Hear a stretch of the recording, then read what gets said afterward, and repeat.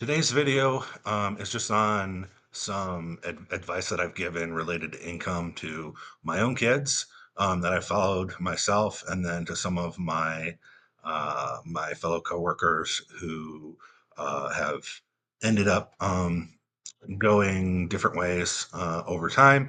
And these are the types of jobs and types of pay that they got in different roles. So again, I'm not a financial advisor, not a lawyer, but this is my opinion. So under 30 hours would be a part-time employee. They will still get a W-2, but they will most likely not get benefits. So according to current U.S. law, if you work less than 30 hours a week, they don't have to give you medical benefits, which is why employers like Walmart or other inexpensive um, retailers will hire mostly part-time employees. Salaried employees, uh, well, actually, then next is hourly employees who work above 30 hours.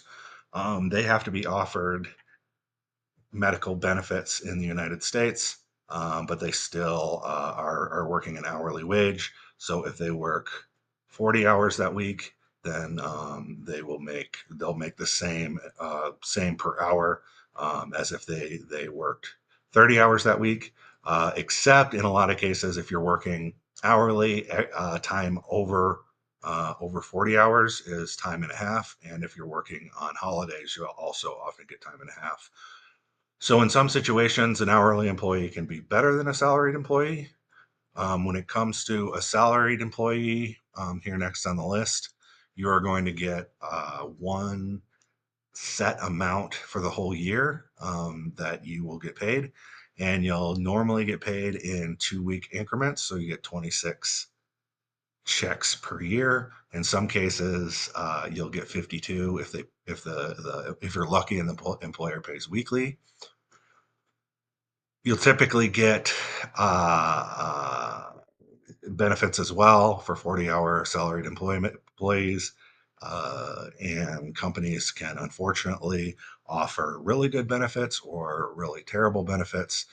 It's up to each company and how well they're trying to attract talent. And then you have independent contractors as well, which is where you can work for yourself and work on a project by project basis. And then a company will pay you uh, a set amount to complete a project. Sometimes that's an hourly wage. Sometimes it's just a set amount that says, we'll pay you $100,000 at the end of the completion of this project. And there are special rules that make it so employers must not treat you as an employee if you're an independent contractor.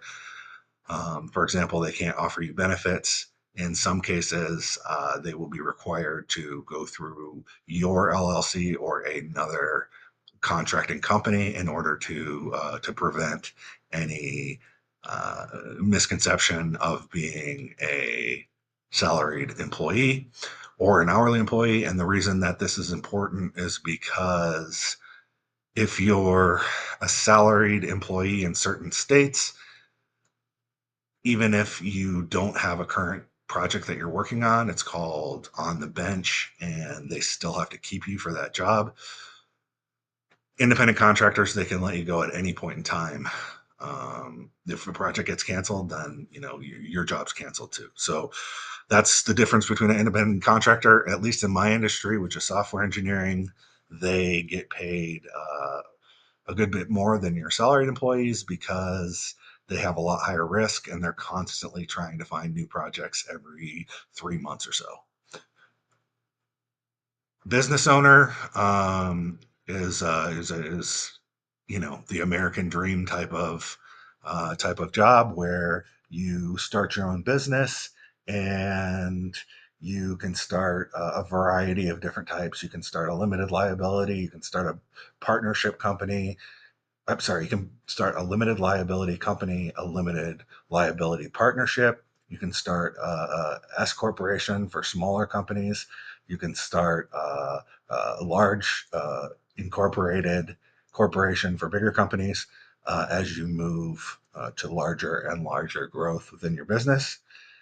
So that would be anything from doctor's office to gas station to construction company to whatever kind of business can be run by a small handful of people. And then most ideal is an investment income where you take money and you put it in the stock market or in bonds or somewhere else where it makes money and you don't have to do anything. So basically, check it once a year, come back and see, did it make money? Did it not make money? And how much money did it make? And in my case, I've been putting in 10 grand at least every year for 20 years, come back and I have a 10% plus rate of return with compounded interests, and that ends up being quite a good bit of money. Then rental income as well as an option, but you often have to pay a management company to make sure that your tenants aren't destroying the various properties. And often you'll come in at the end of a rental agreement, and the renter will have destroyed a lot of things on your property. So it's just high risk and a lot of work. My preference is just to stay with investment income, but there are certain cases where rental income could be beneficial if you own your own property rental company, or you have more than 15 rental properties at once. Then it can be somewhat beneficial. And that is all for this video. Next one we'll jump into to more on types of income and how you get your money back. That's it.